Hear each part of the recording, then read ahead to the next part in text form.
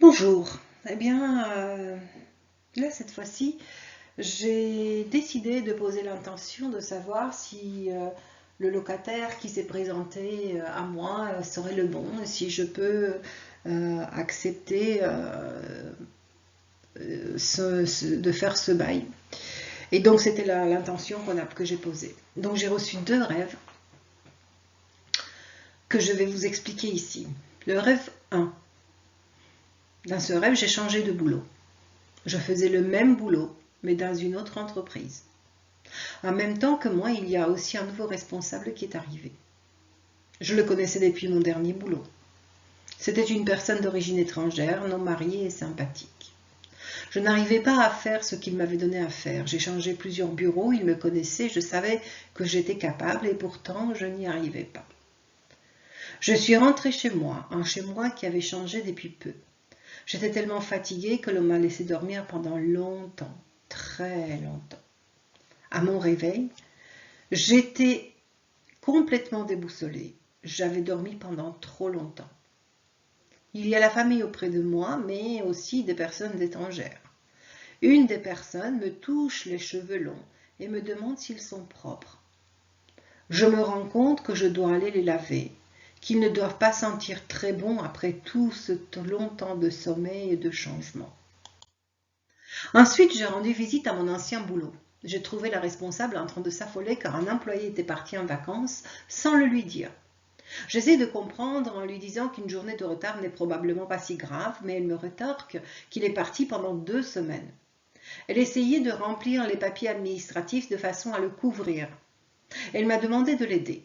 Je commence à l'aider, mais nous étions en train de faire cela sur le rebord d'une chaise. Finalement, je lui prends le tout et je lui dis que je vais le faire seule. J'ai du mal au début, je décide de prendre une feuille et écrire une demande de prolongation d'absence et finalement j'ai une idée de génie.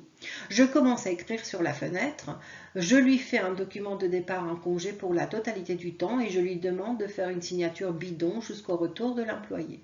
Lorsqu'il reviendra, avant de donner les documents aux ressources humaines, il devra le refaire et le signer. On commence à parler de mon nouveau chef et je leur dis qu'il est sympa, qu'il me laisse me tromper dans mon job sans m'en vouloir. Il s'était marié entre-temps, mais il n'avait pas changé beaucoup. Ce sont surtout les gens qui s'adressent à lui avec distance, ce qui n'était pas mon cas. Je regarde par la fenêtre du laboratoire la façon de travailler de mon ancien boulot qui avait changé, et je vois des dames mises par terre en train de nettoyer le sol avec une serpillière. Mais elles étaient assises en file indienne et elles se faisaient passer la serpillière de l'une à l'autre. De cette façon, elles n'étaient pas obligées de bouger et à se lever, à mouiller la serpillière, à revenir. Elles restaient sur place et en passant, il n'y en avait qu'une seule qui récupérait ça et qui faisait repasser. Et de cette façon, en fait, le sol il a été mieux nettoyé parce qu'elles étaient plus concentrées dans leur job. Elles me demandent de les attendre. Normalement, je devais de les attendre pour partir ensemble. Normalement, je devais prendre que la responsable, mais finalement, elles sont deux à venir dans ma voiture. Je me dis que ma voiture est sale et qu'elles avaient l'habitude de me voir dans des voitures neuves. Finalement, nous ne partons pas en voiture, mais nous prenons le bus. Il se trouve que j'allais trop peu en bus, alors je n'ai pas de ticket. Nous courons pour attraper le bus et une fois dedans, je demande au conducteur un billet. Elle me dit qu'ils vendent des billets par 2 ou par 10. Je décide de prendre 10 tickets en lui disant que j'aurai pour toute une année de cette façon. Et je lui demande de ne pas laisser partir le bus sans moi, avec la conductrice. C'était ma discussion avec la conductrice. Finalement, la conductrice me donne les tickets et elle me demande si elle doit le composter. Et je lui dis oui. Et elle me tend mon billet composté. Dans le rêve 2, j'étais dans la voiture et je sortais du boulot. Je traversais une sorte d'espace clôturé, une sorte de chemin clôturé. Je rencontre un jeune homme qui me fait le stop et qui me dit que je prends un stop. Et lorsqu'il est descendu un peu plus loin, il me dit que si c'était dangereux de prendre n'importe qui en voiture et que si je voulais avoir des bonnes personnes dans ma voiture, il fallait que je l'appelle, que je voie avec lui. Il m'a dit qu'il suffisait de faire une marque sur ma plaque d'immatriculation. Et comme ça, il savait, et puis ça se faisait. Il m'a dit de l'appeler, mais lorsqu'il m'a dit au revoir en descendant de la voiture, je me suis rendu compte que je n'avais pas son numéro. Et donc, je ne pouvais pas l'appeler. L'explication. Dans le rêve 1. J'ai changé de boulot, mais je suis dans le même domaine. Donc, je change ma façon de procéder, mais je reste dans la même chose que je faisais auparavant. Le responsable, le nouveau locataire, que je le connaissais depuis l'ancien boulot, donc effectivement, puisque c'est le premier, donc en fait, je suis encore en transition entre l'ancienne façon de faire et la nouvelle. Et en fait, je lui ai fait visiter avant la mise en place de ce changement une personne étrangère et non mariée. Il se trouve qu'effectivement, cette personne, c'est un jeune homme qui est d'origine étrangère et qui n'est pas marié. Je n'arrivais pas à faire ce que je devais faire. Il ne correspond pas au profil type que je dois accepter. Je sais que cela devrait m'assurer une location facile et pourtant, je n'arrive pas à le faire. Ce monsieur est dans la précarité de son emploi car il est en intérim. Normalement, je ne suis pas censée le prendre en tant que locataire et pourtant, ce n'est pas la première fois. Je vais quand même lui donner sa chance. Sauf que cette fois-ci, je dois m'assurer de ces documents. Donc, je suis exténuée. C'est dans un état dans lequel je me trouve actuellement. J'ai besoin de repos physique. Une personne de la famille me demande si mes cheveux sont propres. Les cheveux sortent de notre tête. Ce sont nos idées. Est-ce que nos idées sont bonnes? Parfois, si les cheveux ne sentent pas bon, cela signifie que l'idée qui a germé n'était pas la meilleure. Donc, c'est ce qu'on nous dit dans ce qui nous prépare dans le rêve. Et là, on va savoir plus loin de quelle idée s'agit-il. Qu'est-ce que c'est que cette idée qui n'est pas bonne? Lorsque je suis allée dans l'ancien boulot, l'idée que j'ai eue fut de remplir un document manquant avec une fausse signature en attendant que la personne revienne et fait son document. Voici l'idée qui sent mauvais et qu'il ne faut surtout pas faire. Dans mon échange avec la responsable, l'employé n'est pas parti pour 1 ou 2 jours, mais pour 2 semaines. Par ailleurs, lorsqu'on parle de mon responsable, mon locataire, on me dit qu'il est marié. Probablement que finalement il n'habitera pas seul. Et qu'il n'a pas beaucoup changé. On me montre des images de mon ancien boulot où l'on nettoyait le sol après chaque passage. On m'explique pour quelle raison, en fait, le changement est utile. Je dois faire les choses bien parce que, mon idée n'était pas bonne, parce que à chaque fois que je me trompe, en fait, je suis obligée de nettoyer derrière moi-même. Et donc, forcément, si les personnes ne donnent pas soit leur caution, soit le dernier mois, soit ce qui se passe, eh bien, on ne peut pas engager des professionnels pour faire le travail et les payer en plus. En fait, ce que je fais en général, c'est que malheureusement, je me retrousse les manches et puis je fais le travail que le professionnel devait faire parce que c'est de ma faute, donc je prends la responsabilité. Je prends ma responsabilité, c'est de ma faute si ça s'est passé comme ça, donc je dois corriger. Eh bien, on me montre qu'il faut faire en sorte de ne plus avoir à faire ce ménage après chaque locataire. Ils doivent passer la serpillière se passer la serpillière les uns aux autres sans mon intervention. Et je pense que c'est cette image donc qu'ils expliquent. C'est concernant le ménage après le départ de chaque locataire. C'est en ce sens que la signature du document va être problématique. Il faut faire les choses dans les règles et non pas faire une signature bidon qui va entraîner que finalement le document n'arrivera jamais et ainsi de suite.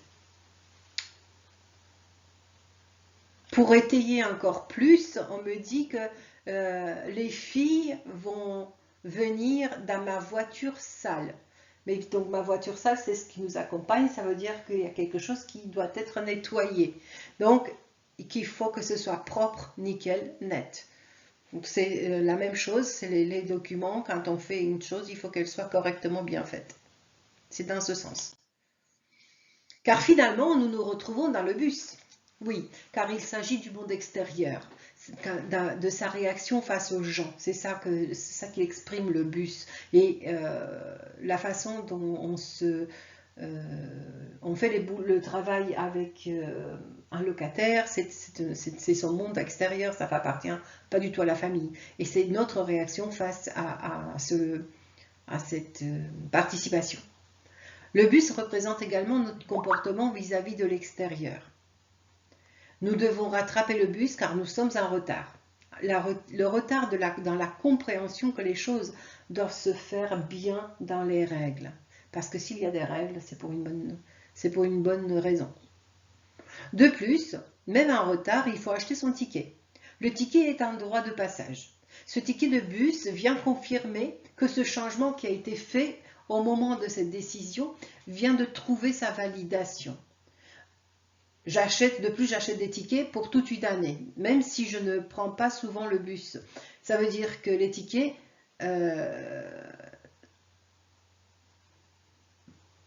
c'est l'autorisation entre guillemets de ce locataire.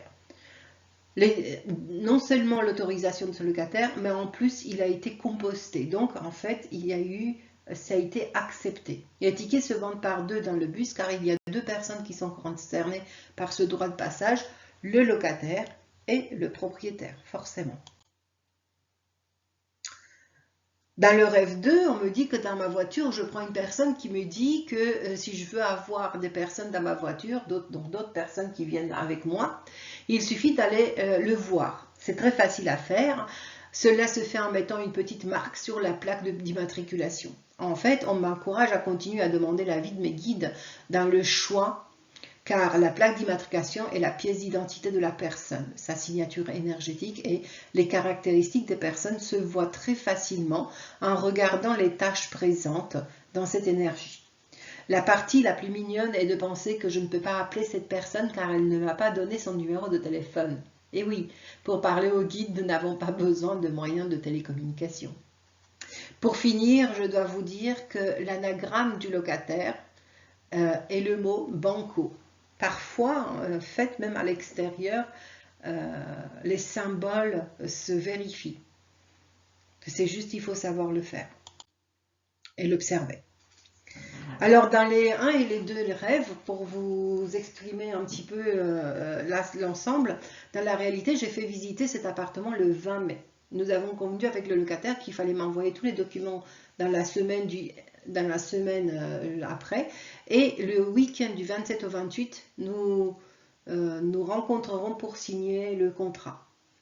L'intention du rêve que j'ai posé la nuit était dans la nuit du 25 au 26 mai, car j'avais reçu presque tous les documents, mais pas la totalité. Le 27 mai au matin, je reçois un message me demandant de bien vouloir faire le bail sans les documents manquants. Et donc le 28 mai, je rencontre le locataire et il me laisse un chèque de garantie pour réserver l'appartement, car le document manquant à l'administration lui a répondu qu'il le recevra sous 15 jours environ, donc les fameuses 2 semaines. Voilà pourquoi, l'ayant su à l'avance, puisqu'en fait, le 26 au matin, j'avais déjà reçu le rêve et j'avais compris qu'en fait, il allait y avoir un retard de 2 semaines, parce que je ne voyais pas d'où ça pouvait venir, mais j'ai bien vu qu'il allait y avoir un retard de 2 semaines. Et que en fait, j'allais habituellement, dans mon impulsivité, et dans ma bonté, j'allais faire le bail sans forcément ce document et en disant que c'est pas grave, dans les 2 semaines vous allez m'envoyer la totalité. Eh bien, puisque j'ai reçu cet avertissement dans mon rêve, je n'ai pas eu peur que la personne se désiste pour prendre l'appartement. J'ai juste dit que s'il est toujours d'accord pour le prendre, je lui garde sous la forme de la caution, donc il me laisse un chèque et je lui garde l'appartement, mais que nous allons signer le bail que dans les 15 jours. Voilà, voilà ce qui s'est passé en réalité et voilà comment on peut combiner la spiritualité et la matière, afin de ne pas se tromper, afin de prendre les bonnes décisions. Dans d'autres temps, j'aurais pensé que ce monsieur, il ne va pas attendre 2 semaines, il va aller chercher ailleurs. Il voulait vraiment avoir l'appartement pour le 27 ou le 28, enfin, ce que j'avais compris. Mais je ne me suis pas laissée poussée par l'impulsivité. Je lui ai dit, vous n'avez pas les documents, je ne peux pas. Si vous êtes d'accord, on attend ces 15 jours, sinon c'est tant pis. Et bien, ça a fonctionné. Voilà, c'est tout ce que j'avais à vous dire sur ce système. Donc, si vous aussi, vous souhaitez avoir des messages pour vous aider dans votre matière, eh bien, je peux avoir des intentions pour quelqu'un d'autre. Ça fonctionne très bien. Vous n'avez qu'à me contacter sur mon site pour trouver les coordonnées et puis me faire part de tout ceci. Voilà, et bien je vous souhaite une très belle journée et je vous dis à bientôt.